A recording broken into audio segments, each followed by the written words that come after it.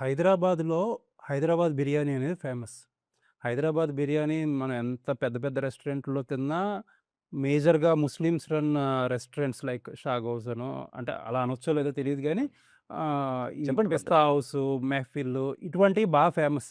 బావర్చీలని అయన్నీ అసలు హైదరాబాద్ బిర్యానీ అంటే అక్కడే తినాలని చాలామంది అంటారు. బట్ చాలా కాలంగా ఉన్న ఒక రూమర్ ఏంటంటే ఇక్కడ వాడే మీట్ క్వాలిటీ గాని లేకపోతే ఆయిల్ బదులు, ఘీ బదులు ఈ యానిమల్ ఫ్యాట్ వాడతారని జెప్పి ఒక ఒక అపోహ. అపోహో, లేకపోతే ఏదో నమ్మకమో, లేకపోతే రూమరో ఉంది. ఎంతవరకు నిజం సార్ ఇది? ఏ హోటల్ అయినా తన హోటల్‌ని డిగ్రేడ్ చేసుకునే ఆహార పదార్థాలతో తయారు చేయడు. అదొక్కటి మనం గ్రహిస్తాం. ఎప్పుడైతే ఓన్, ఓన్ హోటల్స్ ఉన్నాయో, ఇప్పుడు 'మెహఫిల్' అనేది ఒక సంస్థ. ఒక సంస్థ.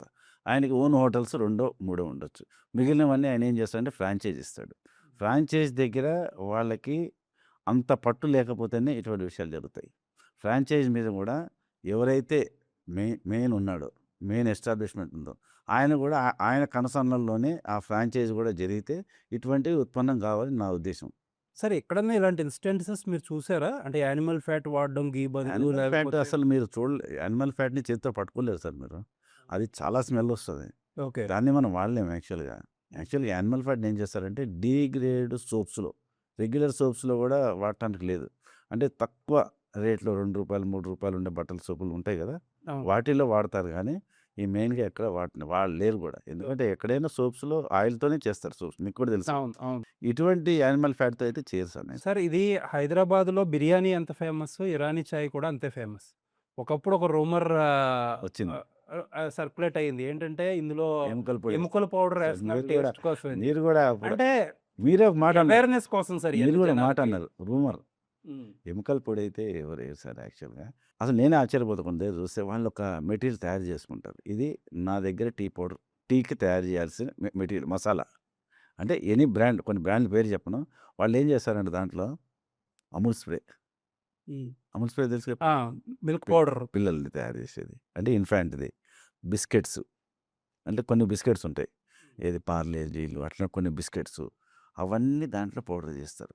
చేసి ఫైనల్‌గా ఇది వాళ్ళ brand tea masala. Tea powder, sugar ఎంతెయ్యాలి, టీ పౌడర్ ఎంతెయ్యాలి, దాంట్లో ఇలాచీ ఎంతెయ్యాలి, అన్నీ ఏస్తే ఇవి గూడా కలిపి ఇంకా వేరు వేరు ఉంటాయి వాళ్ళవి. అన్నీ సో, ఆ కలిపి కాంబినేషన్ ఒక రెసిపీ. ఆ రెసిపీని తయారు చేసి వాళ్ళు వాళ్ళ హోటల్‌కి సప్లై చేస్తారు. ఇప్పుడు మనదొక పెద్ద హోటల్ ఉంది. ఇప్పుడు పేరు చెప్పలేను. ఆ హోటల్ టీ 150, 200, 300 అంటున్నారు. ఆ హోటల్ రెసిపీ ఎవరికీ తెలీదు. తెలుసంటారా? తెలీదు. దాంట్లో ఏం కలుపుతారు మరి? మంచిదే కలుపుతారు. చెడైతే కలపరు ఎవరు. సార్ ఇప్పుడు ఈ మధ్యన ఇయన్నీ ఫోటోలు, వీడియోలు తీసి సోషల్ మీడియాలో ఏసి ఇంత మార్కులేస్తున్నారు, ఇంతొచ్చినియి అది ఇది అంటున్నారు కదా! ఎందుకు ఏ రెస్టారెంట్ కూడా వాటిని బంద్ జేసి యాక్షన్ తీసుకోవట్లేదు? జనాల్లో ఉన్న క్వెషన్ ఇది. ఎందుకు వీటిని క్లోజ్ చేయించట్లేదు డిపార్ట్‌మెంటు? ఒక వార్నింగ్ ఇచ్చామనో, షోకాస్ ఇచ్చామనో, ఇంకోటి ఇచ్చామనో. యాక్చువల్లీ ఎఫ్ఎస్ఎస్ఏ చట్ట ప్రకారం సార్ ఇది ఫుడ్ సేఫ్టీ స్టాండర్డ్ అథారిటీ ఏం చేసిందంటే ఇంప్రూవ్‌మెంట్ నోటీస్ ఇయ్యండి. వాళ్ళు 14 రోజులు చేసుకోకపోతే license may be suspended. So, 14 days తర్వాత మళ్ళా ఎళ్తారు మీరు. మళ్ళీ ఎళ్తారు. మళ్ళీ ఇన్స్‌పెక్షన్ చేస్తారు. If everything okay then the license is continuation. Okay. ఒకవేళ గనక ఒకవేళ వాళ్ళు అట్లానే ఉంటే మారకపోతే లైసెన్స్ సస్పెండ్ చేయడం అధికారం ఉంటది. ఓకే. లైసెన్స్ సస్పెండ్ చేసిన తర్వాత వాళ్ళు అన్నీ చేసుకొని, మళ్ళీ లైసెన్స్ సస్పెన్షన్ రివోక్ కావాలంటే commissioner of food safety is the authority. So, ఇలా క్యాన్సిల్ అవుతున్నాయా సార్ లైసెన్స్‌లు? చాలా లైసెన్స్ చేస్తారు సార్. అంటే పలానా సస్పెన్షన్ చేస్తారు. సస్పెన్షన్ ఈస్ డిఫరెంట్ విత్ అది క్యాన్సిలేషన్.